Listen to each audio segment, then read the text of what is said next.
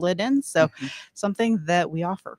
When it comes to canning, do you have to have special, I mean, other than obviously the mason jars, do you have to have special equipment for that? I mean, you mentioned the pressure canner that you can use. Do you have to have special equipment for that? Or is there a way just like what you have laying around your kitchen, common everyday kitchen items will work? So if you're planning to do recipes that would require pressure canning, or you want to use a recipe designed for steam canning, you do need those particular pieces of equipment. But if you want to do recipes that are water bath canning, so this is typically things like jams and jellies, canning fruits, so maybe you want to make applesauce or canned peaches. Also, peaches are just going at it right now. They're so good. Peach season, yep.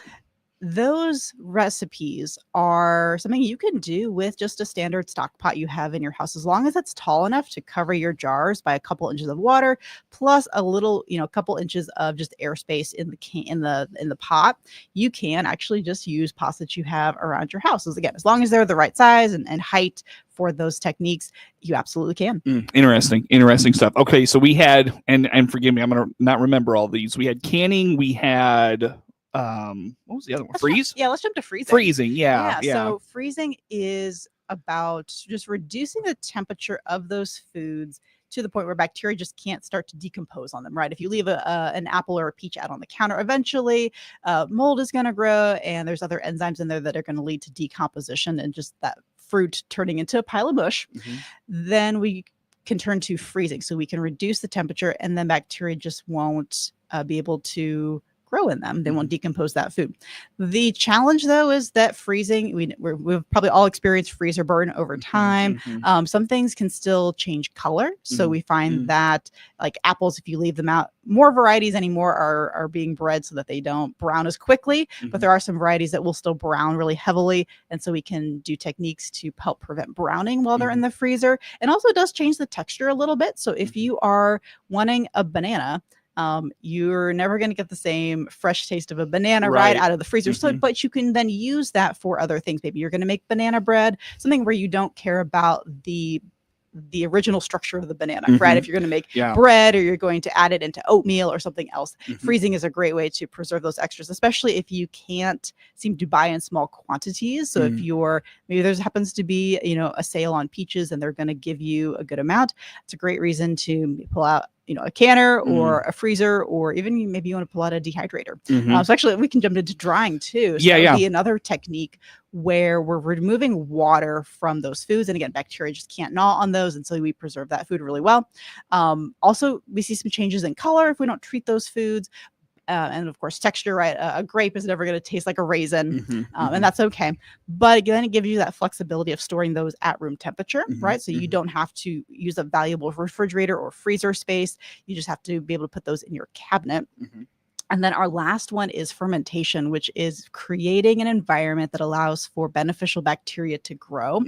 And they will start to chew on those foods that you're fermenting and burping out CO2 that helps reduce the acidity or increase the acidity of that food and preserves it. So other types of bacteria that might harm us can't grow. So this is usually done with salt. So thinking things like sauerkraut, we're putting that salt and cabbage in a jar and letting it ferment for a week to a month, depending on the size of the container. And then you've got a preserved product that you can eat on. That cabbage is going to last a lot longer than just fresh. And I've noticed with like you going back to your example of the banana, you freeze a banana. When you thaw it, it may not have that texture that when you're used to that when you first got it. I noticed that when I froze several bags of tomatoes, in fact, a few years ago, I pulled them out and I just pulled one out, thawed it, used it for a sandwich, and it was like, oh wow, this is not the tomato that I was anticipating, which was fine because I ended up using that bag of frozen tomatoes later for like chili and stuff like that. So is there a way to, without a dehydrator, to dehydrate those foods? Does that make sense? So some foods like herbs, for example, you can hang those up maybe not today because it's super humid, but you can hang those herbs upside down and they will dry within a couple of days to a week, depending on how humid your environment is. So that would be one way to do a food without a dehydrator. You can use your oven. If your oven will go on a very low setting, most electric Like how dehydrators low? will go down to 140 Fahrenheit. Okay. So some ovens don't go that low. I think mine's 170. So, and I know my oven has a warm setting, but I've never put a thermometer in there to check what that warm setting actually turns into temperature wise. But you would have your oven opened, you would set a fan next to it to kind of recreate the air movement of an electric dehydrator, and that will eventually dehydrate your food. Now it does warm up your oven, or because you have to turn your oven on, so your house might get a little bit warmer, but it would be an option. And then solar drying works in some cases if you can time it just right so that it's not raining, it's not at a certain humidity. So for Illinois in the summer, solar drying is really, really hard to do. Yeah, obviously with the heat and humidity like we're seeing this week. Sure. Cailin, I tell you what, we just flew through 12 minutes. Let's take a break, come back with some more. Best way for folks to reach out to you if they have questions about anything we've talked about. Perfect. Yep, very good. Cailtin Mellendorf, nutrition educator, University of Illinois Extension. Our guest in studio, more to come with her on the morning show. WHOW.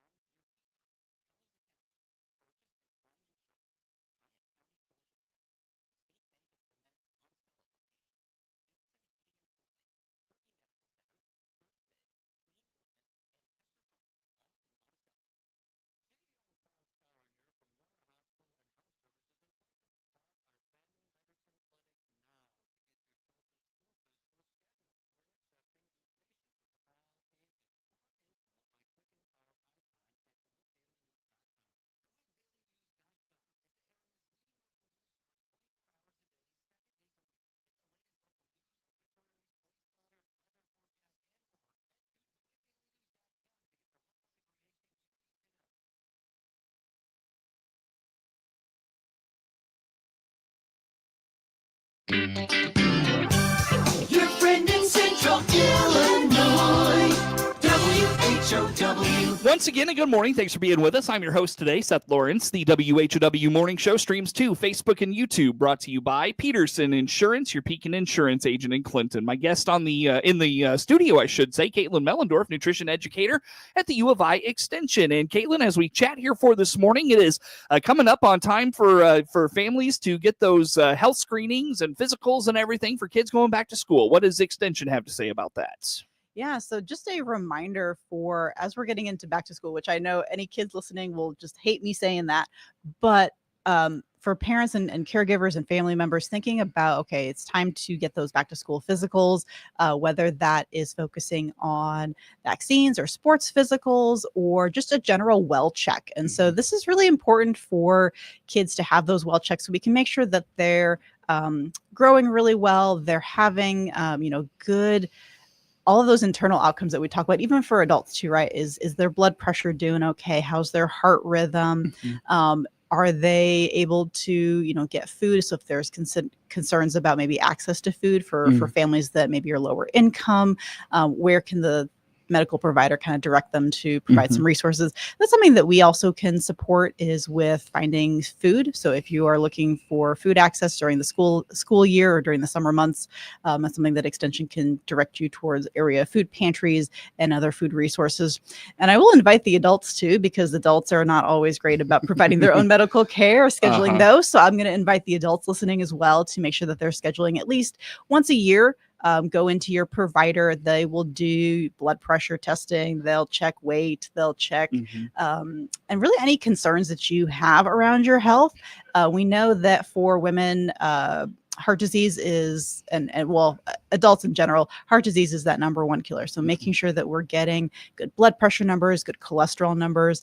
And we know also that men tend to seek care less often. And so having them, get pushed in maybe by a spouse or a child, adult child kind of pushing their adult parent to go see your doctor. It's really important to look at that. Getting those scheduled every year. I know people don't always enjoy that. And so it may just be something that you're going to have to practice getting uncomfortable with and just going in and doing it anyway. So focus on those. So we do have some resources around general health topics, but we know that we're not medical providers. So anything that you hear from your medical provider, if you have additional questions on things like heart disease and diabetes, that's something that Extension can support as like a secondary piece of your medical care. So come on out to our offices and enjoy those classes after you've talked to your doctor. We can always be a secondary source of information. I know I've had a number of people in classes, especially for heart disease and diabetes, say, my doctor never told me that, or I never got the opportunity to talk to someone about that. I'm really glad you have these classes. So this is a great resource that we can be a secondary piece to your medical care. Very good. Very good. Well, Caitlin, let's move along and talk about State Fair. Obviously, State Fair season. I know Farm Progress. You'll be out at Farm Progress. For that person like you're talking about, they're on that diet. They're on that journey, trying to overcome whether it's diabetes, heart disease. They're trying to scale back on those foods that probably got them to that place, right? When they go to the State Fair and all they see is those foods. Why should we not feel guilty when it's like, indulge yourself every now and then? How about that? Right. So the goal is about,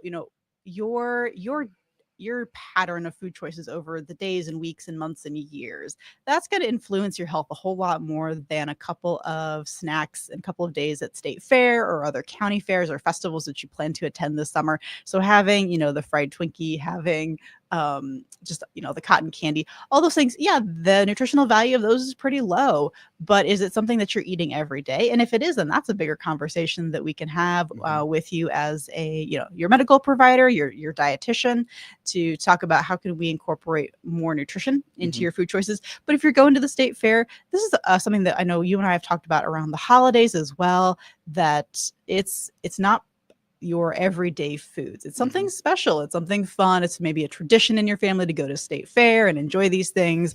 So focus on that. Yes, it is not the super nutritious food, but you're also going to be having nutritious foods throughout the rest of your day, your week, your year. So one day without a vegetable, you will survive.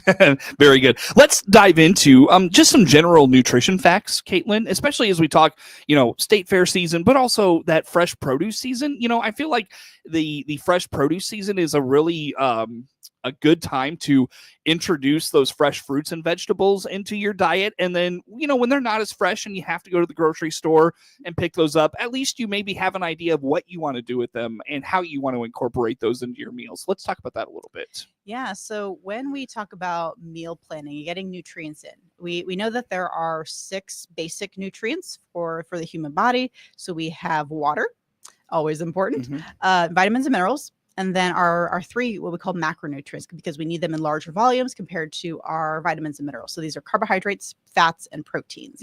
And so when we're planning meals, our goal is to have a mix of all 5 of these. And then I think water sometimes is built into those foods, right? A watermelon, for example, is a perfect example of that, high water food. But we can always have, water and tea and coffee and other liquids.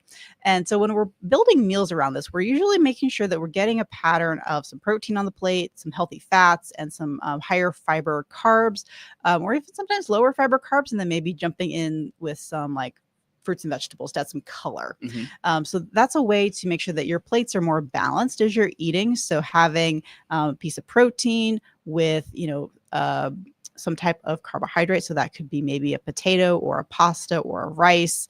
That could be including some color on your plate. So especially in the summer, it's a great way to add in salads and broccoli and tomatoes and lots of colorful things. Herbs are great in the summer too. And then healthy fats can be things like cooking with oils, adding in nuts and seeds. So maybe you're making a salad and you want to add some toasted pecans or walnuts or sunflower seeds on your salad, as well as things like avocado are a great source of that. And then focusing on the color. So those fruits and vegetables. The goal of most plates is to get half of your plate of color. So fruits and vegetables. It's really hard for a lot of folks. So it's not a goal that you may be perfect every day. It's again about that over the day, the week, the month, the year. Very good. Long term. Cailtin, how do folks get a hold of you to ask any questions or learn more? Yeah, so they can find us locally in our offices in DeWitt, Macon, and Piatt County. So Clinton, Decatur, and Monticello. And they can also find us you can feel free to call our office at 217-877-6042 or visit our website at go.illinois.edu/DMP for DeWitt, Macon, Piatt. Very good. Cailtin Mellendorf, nutrition educator, University of Illinois Extension, our guest.